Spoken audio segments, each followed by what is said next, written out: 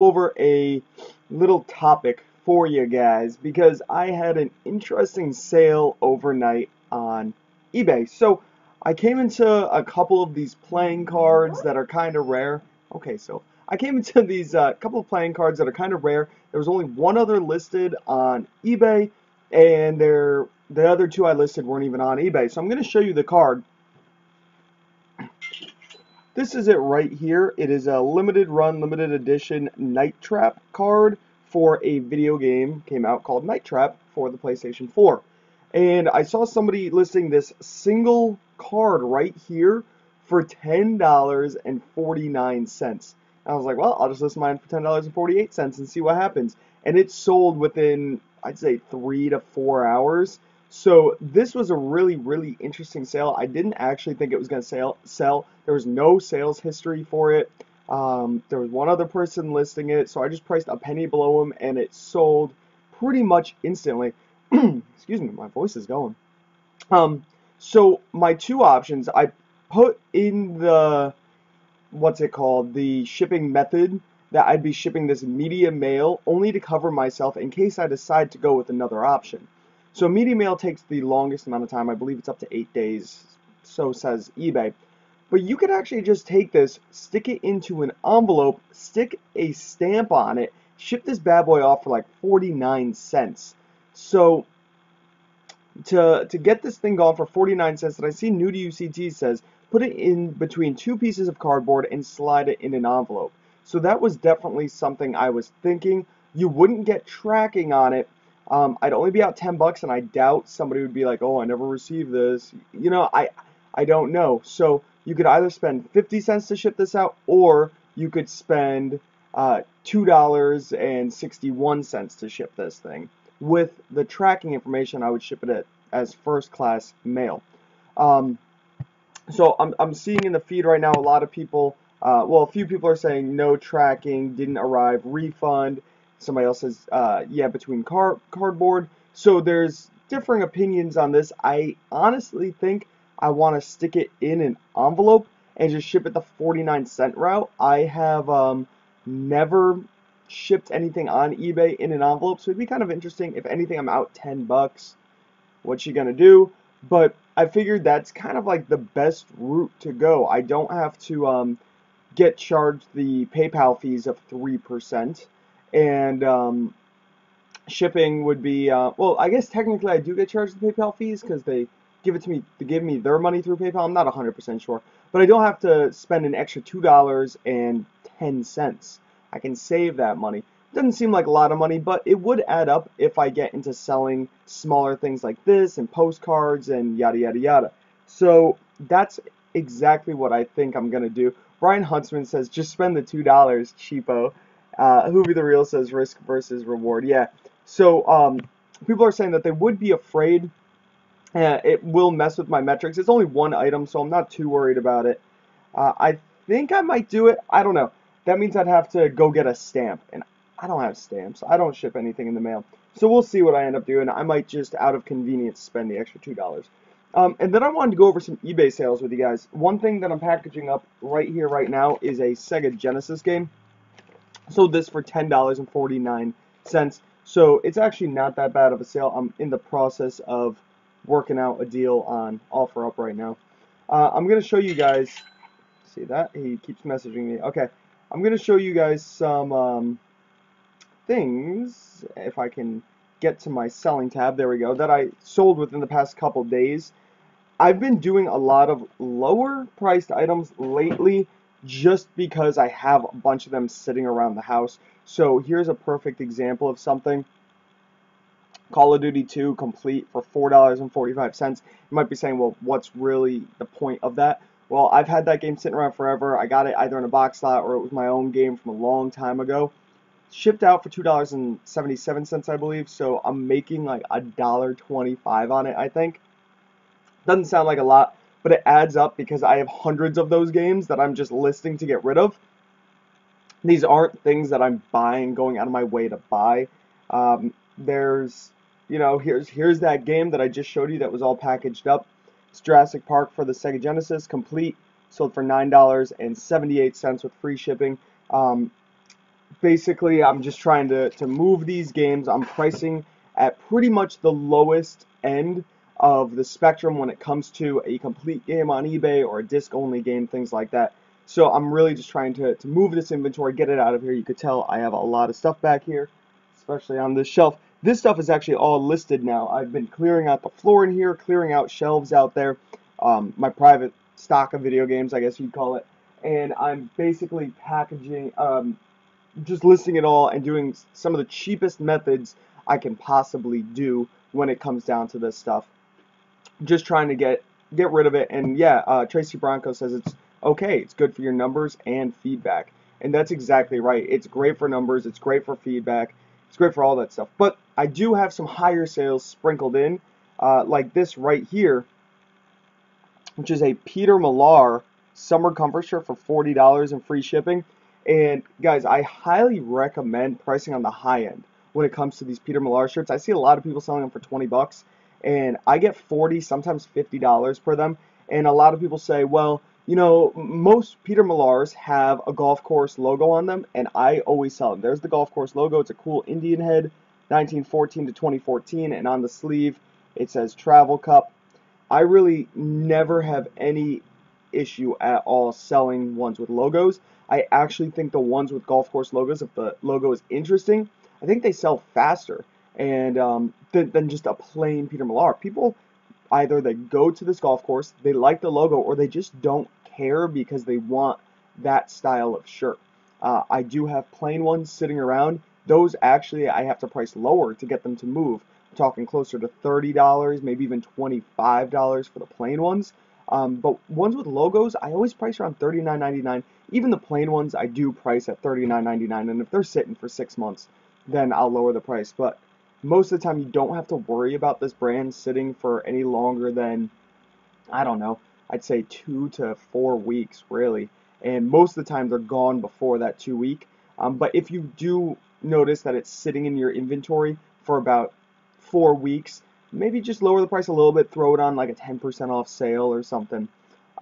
New to UCT says, I've got 3 listed at 30 and they just aren't moving. It could be the colors though. I actually sell them in all different colors. Let's see if I have another Peter Millar sold recently. I don't believe I do. I haven't been getting them that much because my thrift stores that used to price them between like $4 and $7 have been pricing them at $15 to $20. I think because I'm the only one that goes in there and buys them all, so they've noticed that they're gone all the time. So here's a perfect example of a Peter Millar right here. It's another blue one, so maybe blue is the most popular color. I sold this one for $33.96. It obvious that's a sale price. It sold 15% off just because it was sitting in my inventory, and I just had it on sale with everything else, so it just happened to go then. But here's the logo on the front. Just says CC22. No idea what that means. Nothing on the sleeves, but that's just the going price. Let me see if I have another. Actually, now that I'm looking at it, it seems like blue is the color I find up here a lot, so it very well could be the color for you. Because right here, it's a green, but it could be seen as like a turquoisey blue. I'm not sure. $39.95, and had some random hands crossing logo. No idea. But the cool things I like to add in the titles, if you're trying to move these Peter Millars, I'll read off this title for you. I say Peter Millar. I always start with the brand. Men's green white stripe, stretchy. Even if it's 100% cotton, I always include the term stretchy because people that are buying these Peter Millar golf polos are looking for the stretchy polyester style, and they're usually going to be really long. It's because they tuck them in. They want them to stretch. And then I say 100% cotton if it's cotton. If it's not cotton, I'll just say poly or just something like that. Or I won't even say what it's made out of. Golf polo shirt. And that's pretty much just what I say. I really like to include that word stretchy. I think it helps sell the shirts a lot faster and easier. Let's see if I have any more that have sold recently. I mean, that one honestly, and that was me scrolling pretty far down, but it only sold on August 17th. So less than a month ago, and I've already sold about 4 of them. And so that just shows how quickly they're moving. These are ones that I pretty much list and then they sell. Let's see if I have another one of them. Here's another. This one is green, so we got blues and greens. And right here, this was a plain one. This one sat for so long. This one without a logo, it was plain, but it was brand new with tags. So I priced it at 60 bucks. But brand new with tags. You could tell it's an older photo because I don't even think I have my mannequin yet. No, I don't even have my mannequin. That's how I was showing parts of the shirt, by folding it over on this table right here, and it looked yellow. It looked bad. But no logo on it takes forever. Logo on it sells faster. Just the way it is. Let's see. New to UCT says all of mine have no logo, so maybe you're onto something there. Yeah, that's just what I noticed. Sophia, chill. I think the mailman's here. And then it's not letting me go down any further because I'm at July 9th. But I used to be able to find them so regularly. And I still find them all the time. I have some awesome footage of a video I'm going to be uploading, hopefully today, way later today, of me going thrifting yesterday. I hit up a bunch of thrift stores. And, well, hit up 3 thrift stores. That's a bunch for me. But I found a lot of stuff, a lot of clothing at one thrift store. And it was a shame because I'm going down the aisles of this thrift store and I'm flipping through the clothes. Orvis, Patagonia, Vineyard Vines. I'm just like, yes, $12, $15, $12. And I mean, there were probably 15 to 25 just Orvis shirts. And they were all priced. Cheapest ones were $8. They were very plain, not so great. Most expensive ones were 15. The Patagonias were all priced pretty high, besides some coats. I found some Patagonia coats. And yeah, just the way it is. Teddy Ruck says, I've had a Peter Millar for months. V-neck pink. Tried even auctions. It always gets heat with watchers. Just won't go to great photos, measurements. Sometimes there's just no explanations. Yeah, I mean, honestly, sometimes it just happens. Sometimes you gotta change the photo, throw it on like a random 15% off sale or a 10% off sale. I have random shirts that I know are very popular brands, nice photos, and then they sit for what seems like forever, even if they're priced on the low end. Sometimes you just have to wait for the right buyer in the right size that wants that color. It's just the way it is. Tracy says, so it's the color that sells them faster. It's a mix between a few things. It could be the title, include stretchy in the title. That's the kind that people are really looking for when it comes to Peter Millar. If you have just a stiff shirt, then they're not really going to want that. They want one that stretches, kind of like polyester. Blues, I guess, seem to sell the best. That's mostly what I sell, now that I think about it. And, you know, definitely, size doesn't matter when it comes to Peter Millars. I sell smalls and I sell double XLs. I've never had an issue with sizes when it comes to that. Brian Huntsman said, had a girl ship 2 DS games in an envelope with a stamp and they were missing. Yes, I've had somebody ship a PSP battery in an envelope, and these batteries are thick, and it ripped right out of the envelope because they put these through a sorting machine, and it ripped right out, and I got my money back. I ordered it on Mercari a long time ago. Buyer's House says, if I'm expecting a huge hurricane, do I put it on vacation or change handling time to 7 days? I would just change the handling time, honestly, so things are still selling just as fast. If you know that your stuff's going to be fine and you're going to be there, just throw it on 7-day shipping. And whenever somebody buys something, just send them a message being like, hi, I'm in Florida, I'm in the path of the hurricane. Yeah, they'll totally understand. It's probably no issue. Trace says, it's crazy, right? I noticed these prices going up. What's up with that? Any thoughts? The prices in what? The thrift stores? Yeah, the prices in, what up, Jason White? The prices in thrift stores are definitely going up around me. But it's weird because I do find things that are going down. It's like things always fluctuate. And I wish I could show you guys some of the stuff I found. I do not have any of the clothing in here with me. I do have a bunch of video games sitting over here that I'm in the process of listing. I found a few CDs. I went thrifting. I met up with the Valet Picker and Tim Fisk, and we went up around northern Connecticut, and it was fun. We hung out for a little bit. I mean, I got there real late. I slept in. But yeah, so I basically just want to throw out this video, ask you guys that question about this card. I think because I'm lazy and I don't want to go get a stamp, I don't want to do everything, I'm just going to ship it first class mail. I'll spend $261.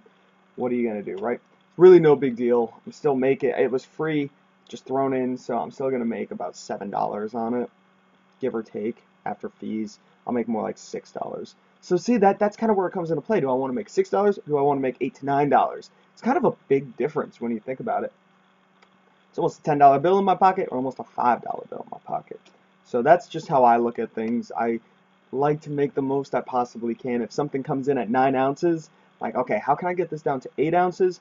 Because 8 ounces is only $2.77 to ship, when 9 ounces is $3.32. And the reason why I do this, it might seem cheap, it might seem like a waste of time, but I'm shipping out so many packages. Right here on my table, I have 1, 2, 3, 4, 5 packages, now 6, and then 7. And that's just from one day of eBay orders.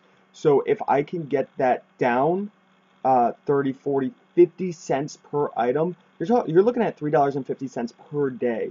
And that's right now. Around Q4, the sales will pick up faster. So you really have to look at little ways to cut costs and save money, because you're going to want that extra money come winter, come tax time. You just want that extra money. Even if it only seems like 50 cents now. I mean, this is $2. So yeah, if you look at it as only this card, oh yeah, I'm only saving $2.